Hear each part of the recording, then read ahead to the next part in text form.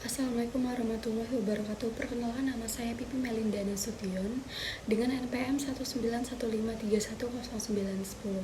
Saya dari kelas 6 reguler 2 klaster 2 KID. Nah, di sini saya akan menjelaskan dan mempresentasikan mengenai perusahaan yang melanggar etika bisnis pada perusahaan HIT.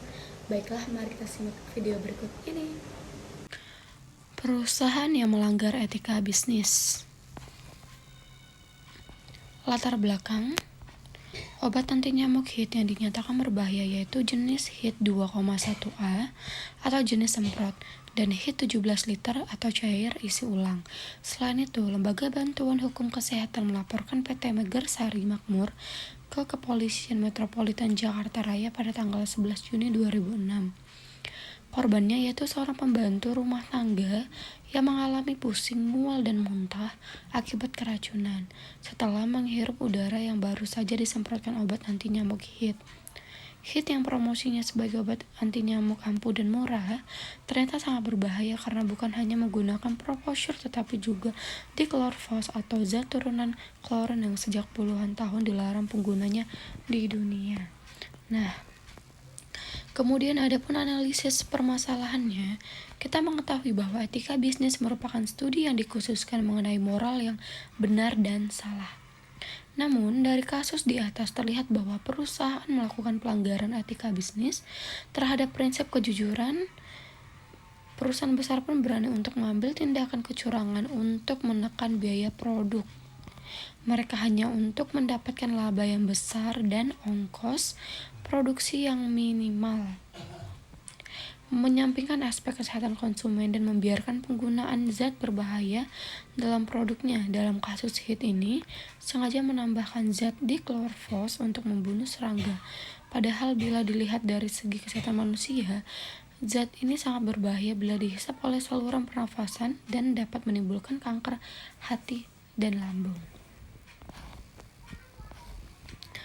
Nah, kemudian untuk penyelesaian masalahnya yang dilakukan oleh PT Megarsari Makmur dan tindakan pemerintah pihak produsen, PT Megarsari Makmur menyanggupi untuk menarik semua produk HIT yang telah dipasarkan dan mengajukan izin baru untuk memproduksi produk HIT aerosol baru dengan formula yang telah disempurnakan, bebas dari bahan kimia dan bahan berbahaya. HIT aerosol baru telah lolos uji dan mendapatkan izin dari pemerintah. Pada tanggal 8 September 2006, Departemen Pertanian dengan menyatakan produk HIT. Sementara itu pada tanggal 20 September 2006, Departemen Kesehatan juga mengeluarkan izin yang menyetujui pendistribusiannya dan penjualan di seluruh Indonesia.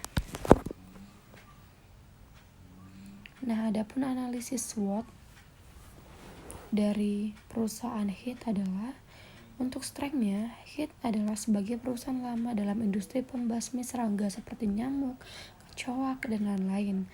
Harga yang ditawarkan HIT terjangkau atau dibilang murah. Nah, weakness-nya pernah dilarang beredar oleh pemerintah karena kasus diklorvos dan bahan berbahaya. Citranya sebagai obat nyamuk ternama sudah luntur dan di benak konsumen sudah jelek. Kemudian opportunities, memiliki konsumen setia di Indonesia. Nah, perusahaan HIT mempunyai slogan yaitu ada yang lebih bagus dari HIT, yang lebih mahal banyak. Nah, pasti kita sudah banyak mendengar kata slogan ini dan sudah terkenal di benak masyarakat. Kemudian yang terakhir, trade, meningkatnya penjualan Baygon sebagai market leader dan bermunculan perusahaan baru yang produksi produk yang sejenis. Oke, kemudian kesimpulan, pelanggaran etika bisnis itu dapat melemahkan daya saing hasil industri di pasar internasional. Ini biasa terjadi sikap para pengusaha kita lebih ekstrim. Bila pengusaha Indonesia menganggap remeh etika bisnis yang berlaku secara umum dan tidak mengikat itu, kecenderungan makin banyak pelanggaran etika bisnis membuat kita prihatin banyak pihak. Pengabdian etika bisnis dirasakan akan membawa kerugian tidak saja buat masyarakat, tetapi juga bagi tatanan ekonomi nasional. Disadari atau tidak, para pengusaha yang tidak memperhatikan etika bisnis akan menghancurkan nama mereka sendiri dan negaranya. Untuk saran, di sini perusahaan seharusnya lebih mementingkan keselamatan konsumen yang menggunakan produknya, karena dengan meletakkan keselamatan konsumen di atas kepentingan perusahaan, maka perusahaan itu sendiri akan mendapatkan keuntungan yang lebih besar karena kepercayaannya dan loyalitas konsumen terhadap produk itu sendiri.